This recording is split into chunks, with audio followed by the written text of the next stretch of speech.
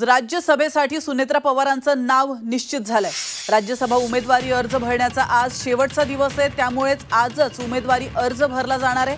प्रफुल्ल पटेलांच्या रिक्त जागेवर सुनेत्रा पवारांची नियुक्ती झाली आहे। तर या क्षणाची महत्त्वाची ब्रेकिंग न्यूज, राज्यसभेसाठी सुनेत्रा पवारांचे नाव आता निश्चित झालेलं आहे। महत्त्वाचं म्हणजे राज्यसभा उमेदवारी अर्ज भरण्याचा आजचा शेवटचा दिवस आहे, त्यामुळे थोड्याच वेळात अर्ज भरला जाणार आहे। प्रफुल्ल पटेलांच्या रिक्त जागेवर सुनेत्रा पवार यांची वर्णी लागली आहे, यांची नियुक्ती करण्यात आली आहे।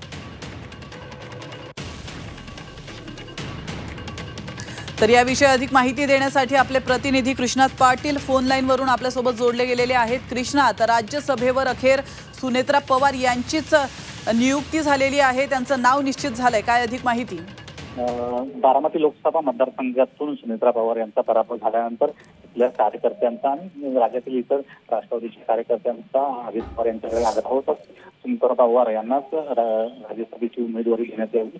परंतु कालच्या कोर कमिटीच्या बैठकीमध्ये छगन भुजबळ यांनी देखील इच्छा दर्शवली राज्यसभेवर जाण्यास इच्छुक आहे, परंतु येणाऱ्या विधानसभा निवडणुका लक्षात घेता आणि राज्याच्या छगन भुजबळ यांची असलेली गरज लक्षात घेता छगन भुजबळ यांना उमेदवारी न देता सुनेत्रा पवार यांना राज्यसभेची उमेदवारी जी आहे ती दिली गेलेली आहे। त्यांचं नाव आता निश्चित झालेलं आहे आणि थोड्याच वेळात त्या विधानभवनामध्ये येऊन आपला उमेदवारी अर्ज दाखल करतील। नक्कीच, धन्यवाद कृष्णात तुम्ही दिलेल्या महत्त्वपूर्ण माहितीबद्दल। आपण पाहतोय राज्यसभेसाठी सुनेत्रा पवारांचं नाव चर्चेत होतं आणि अखेर हे नाव निश्चित करण्यात आलंय। थोड्याच वेळात ते अर्ज देखील भरणार आहेत। तर आपण या क्षणाची महत्त्वाची बातमी पाहतोय।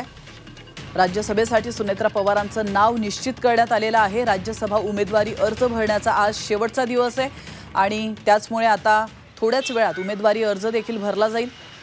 तर आपण पाहिलं, प्रफुल्ल पटेलांच्या रिक्त जागेवर सुनेत्रा पवारांची नियुक्ती करण्यात आली आहे। थोड्याच वेळात त्या अर्ज भरण्यासाठी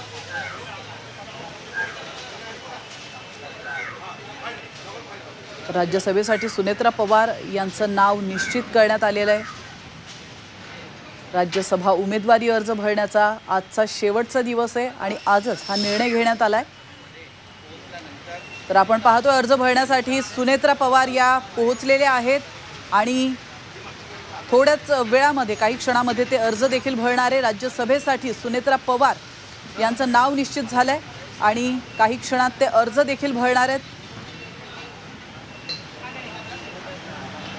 तर आपण पाहिलं, लोकसभेमध्ये सुनेत्रा पवार यांना अपयश सोसावं लागलंय, मात्र त्यानंतर त्यांची वर्णी ही राज्यसभेत झाली आहे। तर राज्यसभेसाठी सुनेत्रा पवार यांचं नाव निश्चित झालंय आणि थोड्याच वेळात ते अर्ज देखील भरतात।